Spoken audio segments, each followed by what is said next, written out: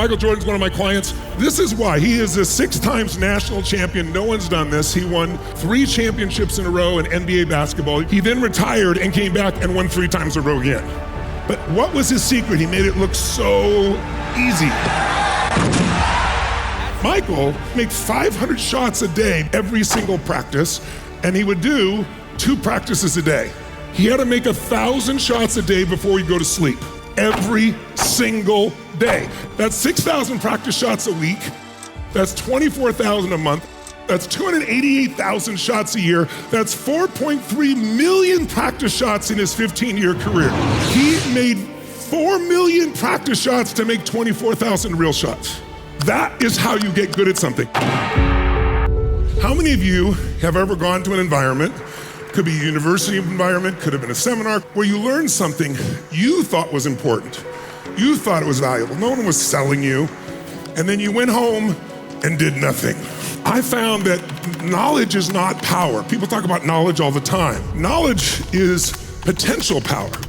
The real power is in our execution.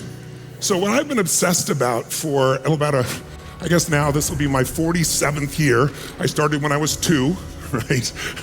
But in 47 years, I could be an idiot if I didn't notice there are patterns. Patterns that'll make you angry, sad, frustrated, overwhelmed. Patterns that'll make you passionate, driven, excited, fulfilled, grateful. And once we understand that we are not our patterns, that it's just something we learned along the way, we think it's us because we've been doing it so long.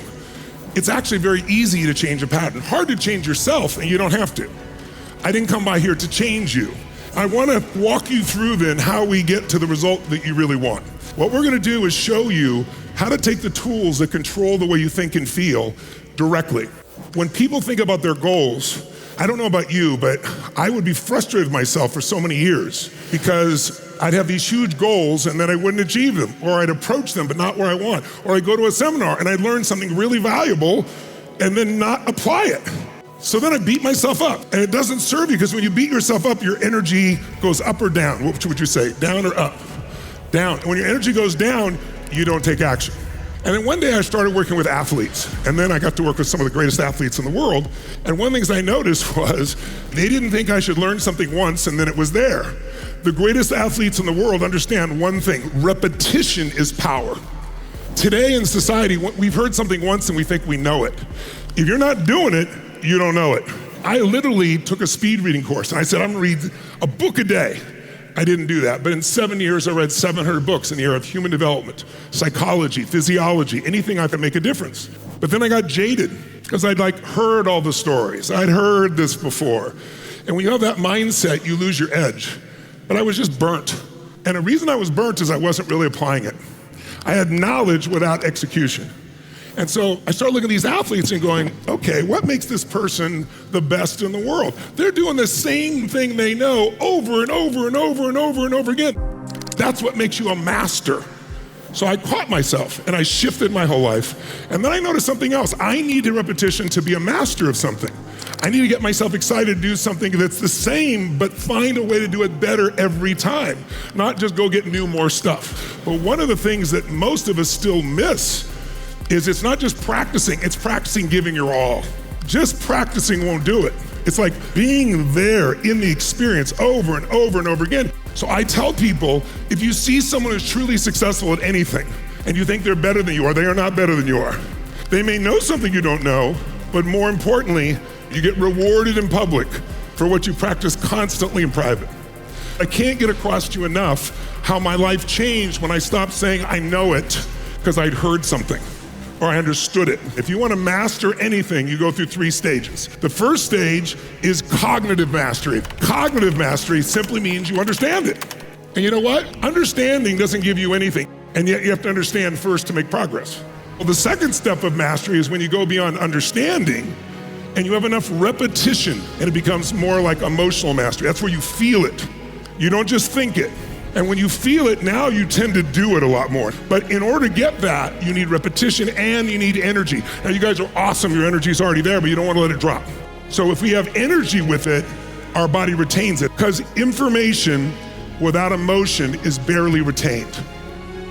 When there's a lot of emotion, you'll remember. It's that simple. So we're gonna create emotion by motion.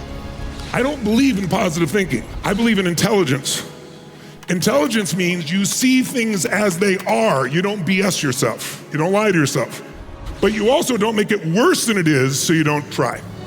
Most people make it worse than it is because they don't want to be disappointed. They don't want to fail. Now, if you can see things as they are, not worse than they are, accurately, then you have to do the second step, which is you do have to see it better than it is. You need a vision. In the good book, it says, without a vision, people perish. No matter what your religion or mindset or non-religion is, there's truth in that. Without something to look forward to, it's hard to deal with challenges. If you improve you 10%, it will more than make up for every challenge you could face. And you can do a lot more than 10%. Get yourself in the place where you make the distinctions, but you get them in your body, because the third step, the final step, is physical mastery. Physical mastery is you don't have to think about it, you just do it. It's in your body. It's like, I don't know if any of you had this experience, but when I first started to drive a stick shift car when I was 16, I remember the guys like, do this and this and this, and look at the rear view mirror too, and I'm like, it'll never work. It's too much. But after a while, it's inside you. It gets in your body by repetition, and now you can drive the car and chew gum and think about something else and talk on the cell phone and hopefully not text, but all those at once, can't you? Because it's in your body. For the last, 47 years, I've been obsessed by a question. What makes the difference in the quality of people's lives? Why is it some people you can give them everything?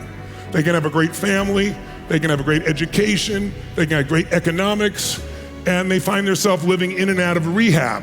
And then someone else, they were abused physically, mentally, emotionally, whatever.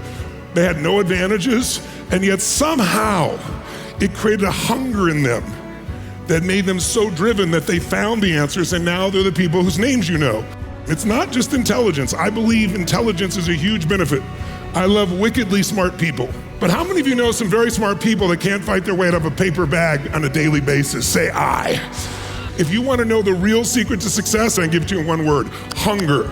The hungry people always find the way to victory. I don't mean hungry to succeed for the weekend or to make it into your swimsuit or to make a certain amount of money. I mean hunger to be more, do more, create more, give more, share more. A hunger that doesn't go away.